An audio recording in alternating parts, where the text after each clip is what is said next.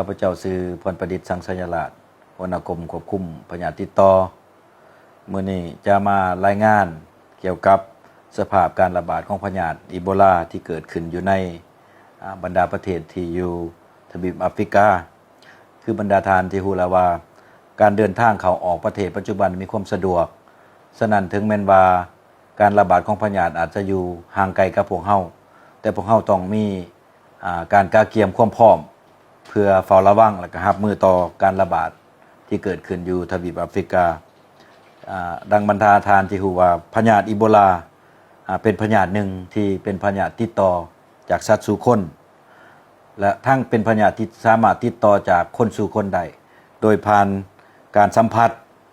กับเหงื่อเมือกหรือว่าน้ำขับหลังที่ออกจากร่างกายของคนที่ติดเชื้อหรือว่าสัตว์ที่ติดเชื้อ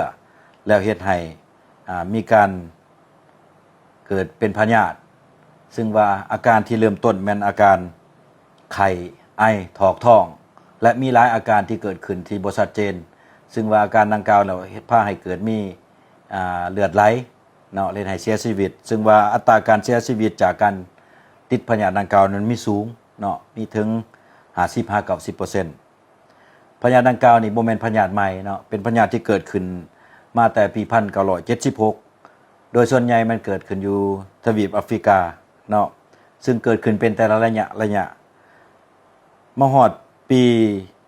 2014-2016 ก็มีการระบาดใหญ่อยู่ทวีปแอฟริกาซึ่ง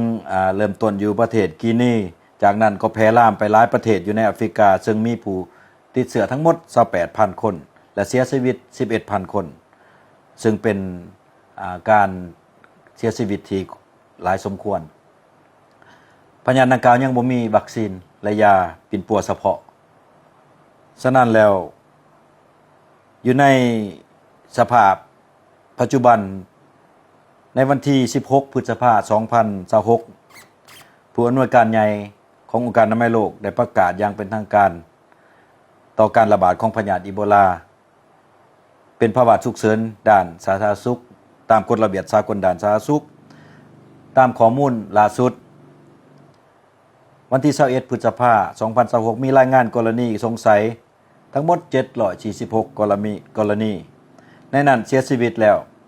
176กรณีในประเทศคองโกกรณีติดเชื้อได้รับการยั่งยืนแล้วทั้งหมด85กรณีเสียชีวิต10กรณีในนั้นมีกรณีติดเชื้ออยู่ในประเทศอูกันดา2กรณีเสียชีวิต1กรณีซึ่งเป็นการระบาดที่เกิดขึ้นอยู่ในทวีปแอฟริกาอยู่ในภาคพื้นเอเชียของพวกเฮาก็ถือว่าหลายประเทศก็มีมาตรการเฝ้าระวังเป็นต้นแม่นผู้ที่เดินทางมาจากแอฟริกาจะต้องได้จำกัดบริเวณตนเองต่อสภาพการดังกล่าวกรมควบคุมพยาธิติดต่อของพวกเฮาก็ได้ร่วมกับองค์การอนามัยโลกพร้อมทั้งแขนงการที่เกี่ยวข้องก็ได้ประชุมกันเพื่อวางมาตรการและประเมินความเสี่ยง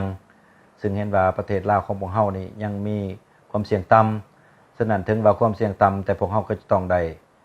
วางมาตรการรองรับโดยมีมาตรการแนะนำผู้จะเดินทางไปเขตเสี่ยงจะต้องรายงานตัวให้แก่ทางกระทรวงสาธารณสุขและผู้ที่เดินทางมาจากเขตเสี่ยงก็ต้องได้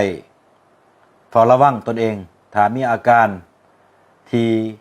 สงสัยหรือว่ามีอาการที่เจ็บเป็นต่างๆภายใน21วัน